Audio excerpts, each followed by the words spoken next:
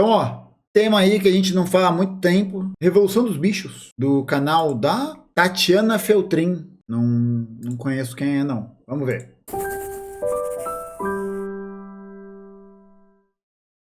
Olá, bom, hoje então a gente vai conversar um pouquinho sobre o incrível A Revolução dos Bichos, do George Orwell. Esse livro aqui foi publicado então em 1945, logo após o período que o autor, o George Orwell, na verdade George Orwell era um pseudônimo, né? O nome dele mesmo era Eric Arthur Blair. Enfim, o George Orwell passa um período como jornalista, né? Porque afinal de contas ele não era apenas um romancista, ele era ensaísta político, ele era jornalista. Então ele passa um período como jornalista na Espanha, no período da Guerra Civil Espanhola. Então ele pôde viver ali na pele os problemas pelos quais a população passava por conta do regime comunista. Quê?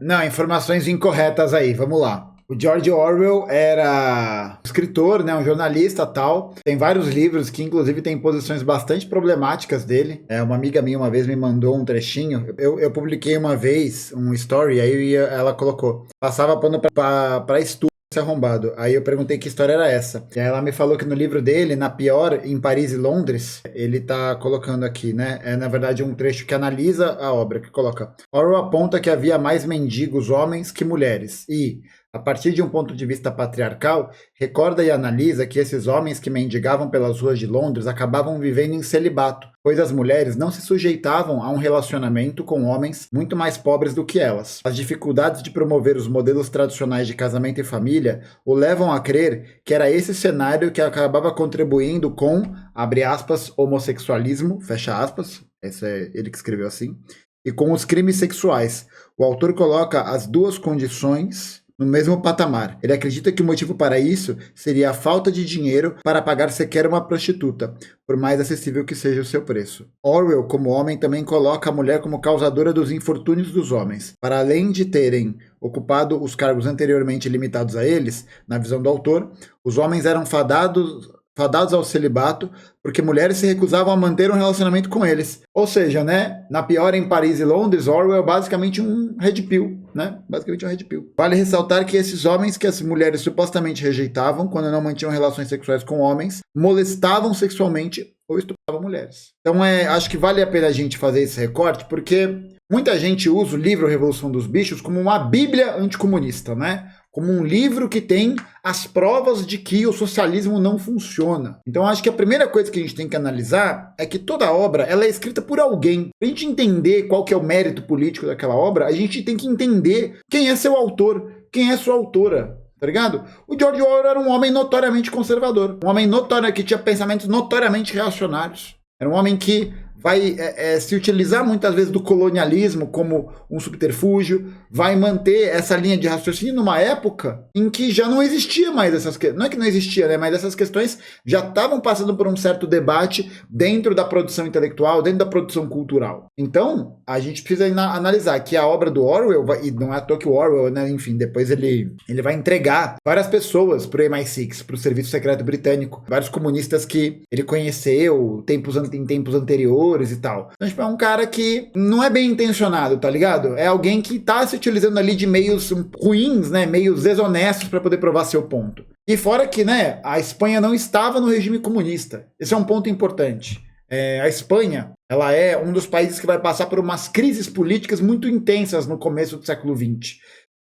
Enfim, né, um monte de questões, né, políticas e econômicas e tal. E aí, nos anos 30, a Espanha, ela tá passando por um processo de ebulição social tão intenso que você vai ter a colocação de um governo de esquerda ali nos anos 30, a República Espanhola estava ali fundada, a monarquia havia caído. Então você tem ali um processo bem progressista, né? Até 36. Porque em 1936, o general Francisco Franco, patrocinado por empresários, por grandes latifundiários, pela Igreja Católica e por outras organizações, vai dar um golpe de Estado na República. Vai deixar de reconhecer a República como governo legítimo. E vai, a partir disso, entrar em guerra contra a República. E aí a Guerra Civil Espanhola, que vai se dar de 36 a 39, ela não continua na Segunda Guerra Mundial. A Guerra Civil Espanhola é considerada o ensaio da Segunda Grande Guerra. E foi a tomada do poder um golpe reacionário, um golpe de Estado que retira um governo que era legitimamente eleito para poder colocar as forças fascistas, as forças que eram ligadas às ideologias mais reacionárias, às ideologias mais retrógradas. Não é à toa, né? Tem um vídeo que eu reagi do Vini Júnior lá na Espanha com o caso de racismo. Naquele vídeo ele explicita bem as consequências do regime, né? Porque pouca gente para lembrar, mas a Espanha foi fascista até 1975, oficialmente. Governo oficialmente fascista. É que a galera vai falar que não é o mesmo fascismo do Mussolini, do Hitler, blá blá blá. Mas Portugal e Espanha se mantêm fascistas até os anos 70. Ou seja, a questão do combate ao nazifascismo no Ocidente não era uma questão moral, né? Não era uma questão de valores, mas uma questão de interesse econômico. Então a Espanha passou por isso por muito tempo. Eu acho que a Revolução dos Bichos não é sobre a Guerra Civil Espanhola. Acho que ele não foi escrito durante essa época, inclusive. George Orwell era de esquerda, ele era socialista e Não.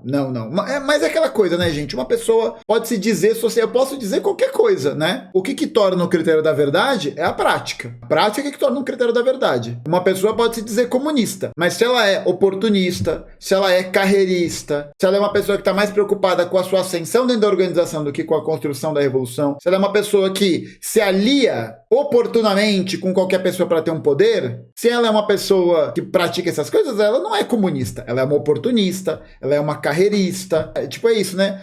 Ele um dia foi socialista e não entendeu nada. Não entendeu nada, né? É basicamente isso. E o que ele vê ali na Espanha, na verdade, vai chocá-lo, digamos assim, porque aquilo que estava sendo feito ali era muito diferente do socialismo idealizado por ele e pelos demais. E já tá errado, né? O problema é dele que idealizou o socialismo e a Revolução dos Bichos não é sobre a Espanha. A Revolução dos Bichos é uma alegoria porca, mal escrita, é uma bosta. Não, o livro é ruim. Eu acho particularmente o livro literariamente ruim. E é um livro que fala sobre a União Soviética. Ele passa então a observar a União Soviética e ele vai percebendo que o comunismo ali naqueles países está indo pelo mesmo caminho. Socialismo. Então ele para tudo e escreve. Não, mas a Espanha nunca nem foi socialista, nunca teve esse processo. A Espanha tinha um governo democrático popular, sabe? Tinham forças comunistas e anarquistas muito fortes, isso é verdade. Mas não passa por um processo assim, tá ligado? Essa ligação tá incorreta. Esse livrinho assim. aqui, que nessa edição tem cerca de 100 páginas. Esse é um livro, de certa forma, simples, então inclusive crianças podem lê-lo tranquilamente, porque ele foi escrito como uma fábula. Isso ali em meados do século XX. É meio problemático, né, gente? A gente pensar que para você explicar um processo histórico-político a partir de uma fábula, não dá, pô. Tem uma série de complexidades, uma série de coisas que uma fábula não consegue dar vazão. Por quê? Porque a fábula é produto de uma idealização. A fábula, ela é uma fantasia, ela não é de verdade. Né, quando já não se escrevia mais fábulas novas não eram popularizadas, enfim, ele escreve então essa fábula moderna como uma forma de alegoria para o que aconteceu durante a Revolução Russa e suas consequências. Então o que a gente vai acompanhar aqui na Revolução dos Bichos é a história dessa fazenda em que os animais começam a perceber que eles trabalham demais e recebem bem poucos benefícios. Então eles percebem que eles estão ali, se matando para a subsistência dos homens, né, dos donos da fazenda, que muitas vezes os maltratam e tudo mais. Então eles resolvem se revoltar contra esses homens. Quem vai incitar os animais dessa fazenda a se revoltarem contra os donos é, na verdade, um porco ancião. Então, quando ele começa a perceber que o fim dele está próximo, né, enfim, já está ali no fim da vida, ele reúne todos os animais da fazenda e os convence de que eles estariam muito melhores se eles pudessem trabalhar para si mesmos. É aquela coisa, né? Passa muito uma ideia, eu acho, né, uma ideia bem ruim, assim, de tipo, esse porco velho, né, é o Marx. O Marx estava no final da vida e aí ele teve uma revelação. Eu acho que essa coisa da pessoa no leito de morte, né, ela vai trazer a palavra, né, ela vai trazer o apocalipse, ela traz a revelação. Não é revelação, é científico, né, é científico, porra. É baseado em análise material. Então chega ali o grande dia da revolução, os animais... Não, o porco é o... Eu acho que o porco é o Marx. Eu lia como Marx. Lia como Marx porque a revolução vai acontecer na fazenda. Então é a anterior. O Lenin morre depois da revolução. Expulsam os homens da... O porco é o Lenin? O porco idoso é o Lenin? Pô, porque se for o Lenin, piorou, né? A história piorou. Fazenda e ficam ali com a fazenda toda para eles. Só que com a morte do porco ancião, outros porcos mais jovens resolvem que eles então serão os líderes de todos os animais. E ao longo da leitura a gente vai percebendo que aqueles porcos... Tipo, é isso, animais, né? O que um porco tem a ver com a classe trabalhadora? Porcos que no início estavam ali realmente lutando, né, para que todos tivessem a mesma importância ali dentro da fazenda, lutaram ali contra aqueles homens opressores, tinham também aquele discurso de que não, agora todos nós somos iguais, todos nós trabalhamos para o bem comum e tudo mais. Só que aos poucos o poder vai subindo a cabeça desses porcos. E eles passam a exigir... o poder sobe a cabeça, né? O poder vai aqui.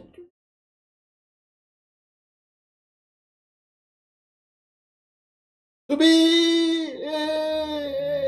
Ó o poder descendo. Porra, cara.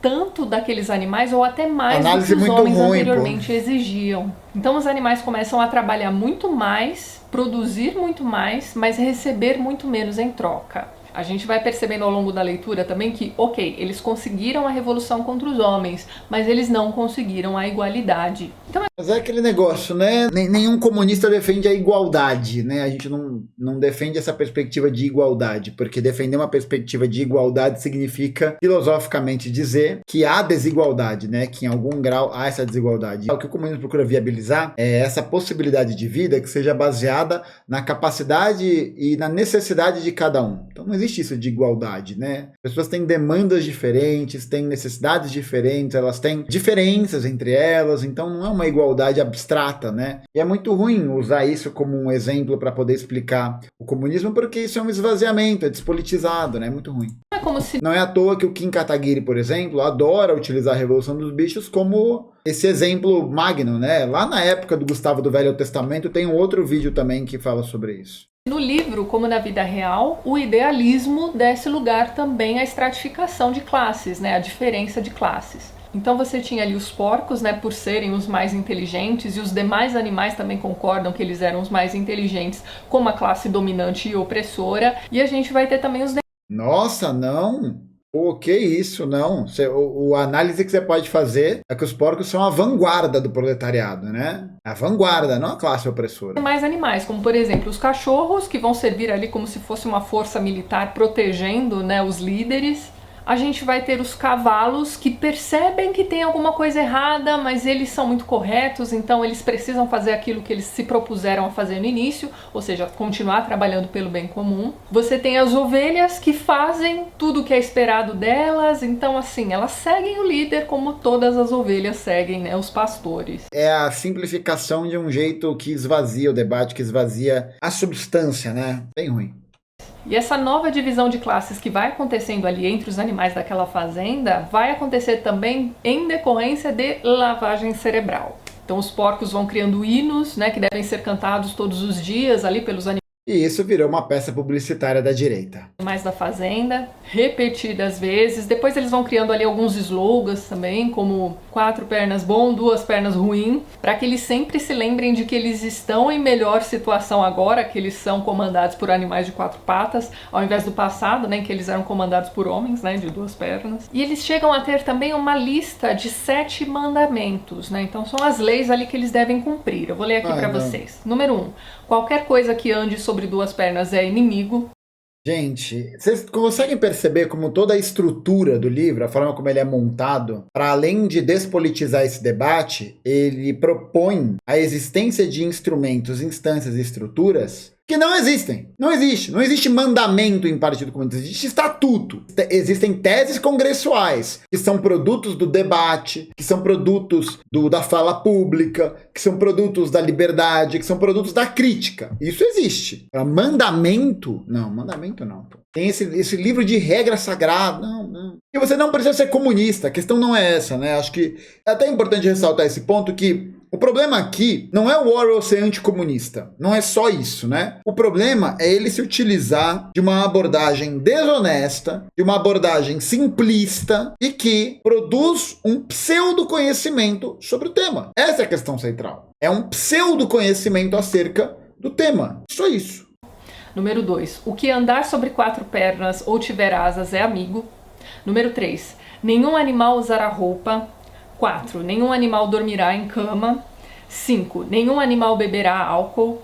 6. Nenhum animal matará outro animal. E por fim, todos os animais são iguais. Só que a gente vai vendo aqui ao longo da história também que esses mandamentos vão sendo modificados ali pelos porcos. Então, por exemplo, quando eles descobrem ali as camas dos antigos donos da fazenda, eles resolvem que eles vão sim dormir ali naquelas camas, porque afinal de contas eles são os líderes, eles podem fazer o que eles bem entenderem. E olha isso. Olha isso, olha como isso produz uma metáfora sem pé nem cabeça. Isso não condiz com nenhum tipo de realidade, nenhum tipo de debate acerca do tema. É uma fábula. Então eles vão ali até os mandamentos e modificam, né? Eles colocam um adendo, né? E aí o quarto mandamento passa a ficar assim, ó: nenhum animal dormirá em cama com lençóis. Então eles tiram os lençóis e dizem assim, não, a gente tá seguindo as normas também. E eles vão modificando cada uma dessas leis aqui ao longo da história toda, para benefício próprio. Então os animais começam a perceber que eles trocaram 6 por meia dúzia. Eles continuam sendo oprimidos, continuam trabalhando pelo bem dos outros sem regalia nenhuma, só que a carga de trabalho é muito maior hoje em dia.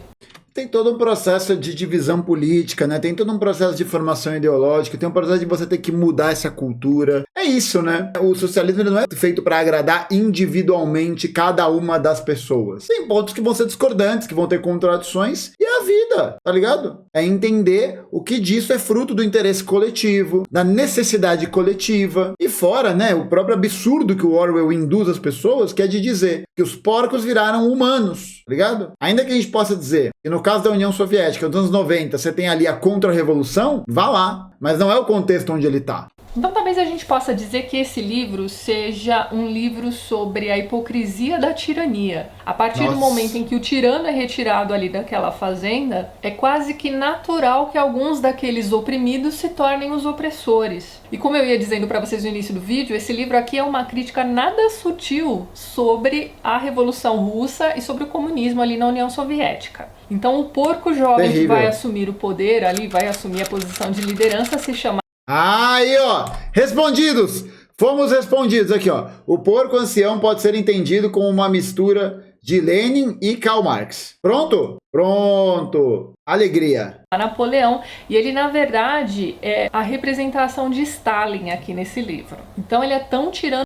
E tipo, é isso, né? É um cara que vai produzir uma fábula sem ter a profundidade científica e política do que está acontecendo ali, baseado em literatura e imprensa ocidental, e vai se tornar um veículo de propaganda da direita. Aquele podcast Os Sócios tinha um tempo atrás uma cópia desse livro ali. Tá ligado? Quanto Stalin aqui na Revolução dos Bichos, né? Ele vai assumir o poder depois da Revolução e vai usar a força militar para consolidar o seu poder, né? No caso ali, os cachorros da fazenda. A gente tem também o outro porco, né? Que é o Bola de Neve, né? Esse aqui vai estar representando o Trotsky, que era também um grande líder, só que ele usava de persuasão, ele não tinha um poderio armamentício, nada disso. Mas ele tenta, assim, conseguir a confiança.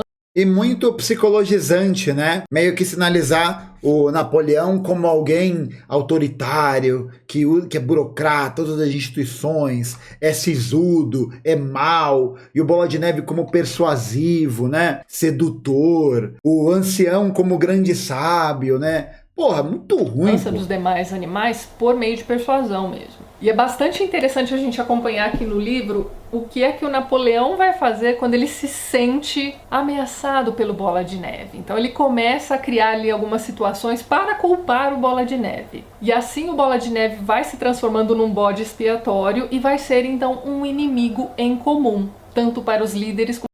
A Tatiane Feltrin é bolsonarista? Sério?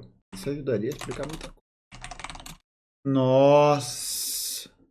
Eu acho que ela defendeu a Ana Campagnolo? Ela é olavista? Caralho! Antes da eleição em 2018. Coloca o nome dela e Olavo. Vamos ver.